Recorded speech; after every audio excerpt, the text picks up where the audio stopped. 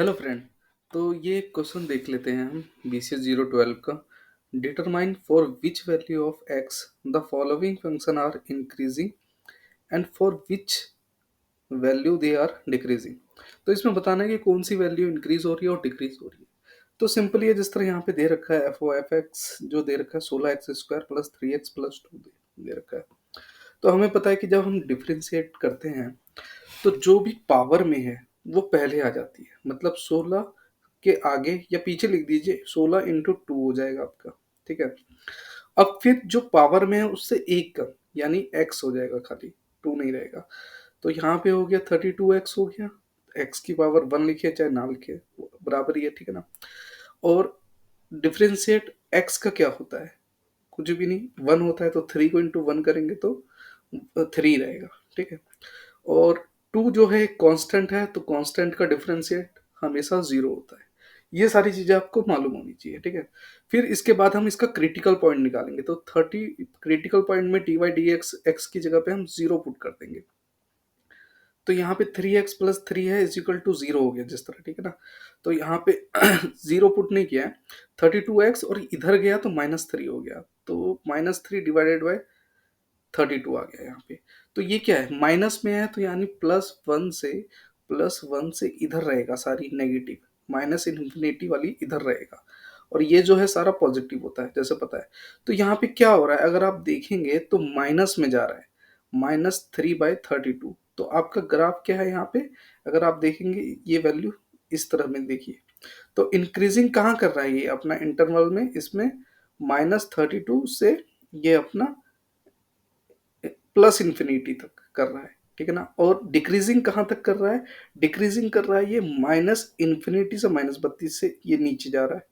तो यही है dy/dx change signs for minus negative plus positive at x -32 -3/32।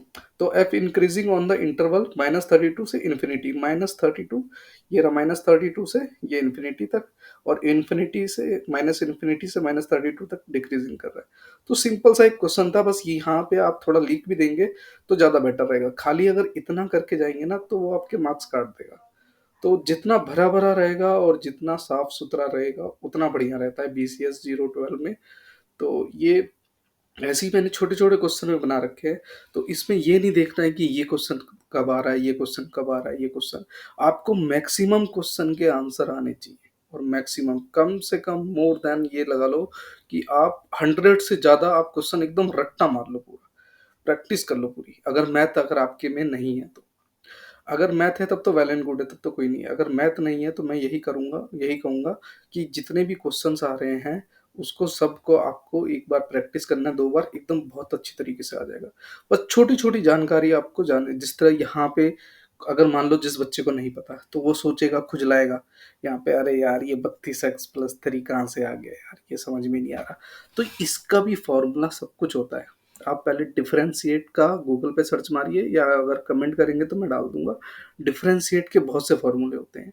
तो वही है x², 16x² का डिफरेंशिएट 32x होता है, क्योंकि 2 की पावर पहले आगे चली जाती है, तो 16 × 2 32, और फिर यहाँ पे एक कम यानी x बच गया।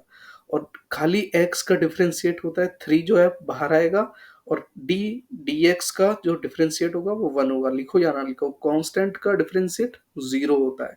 तो ये सारी चीजें छोटी छोटी जानकारी आपको आनी चाहिए, तभी आप कर सकते हैं। मेरा कहने का मतलब है कि पहले आप बेसिक समझिए और फिर उसके बाद आप क्वेश्चन सॉल्व करिए। बाकी मैंने सी, अगर आप सी प्रोग्रामिंग ही कर रहे हैं, अगर BCS 12 कर रहे हैं, तो मैंने सी बहुत ही डीप में समझाया, और C++ तो एकदम फैंटास्टिक तरीके से समझाया, एकदम पूरी प्रोग्रामिंग में एक एक ऑपरेटर कैसे कैसे फंक्शन काम करता है। आप चाहें तो जाके मेरी प्ले लिस्ट देख लीजिए और एक्सेस कर लीजिए, और वहाँ पे मैंने बहुत डीपली आपको समझाने की कोशिश करी है। क्योंकि जो बिल्कुल भी नल बट्टा सन्नाटा कुछ नहीं जानता एकदम, उसको भी आ जाएगा एकदम प्रोग्रामिंग करना।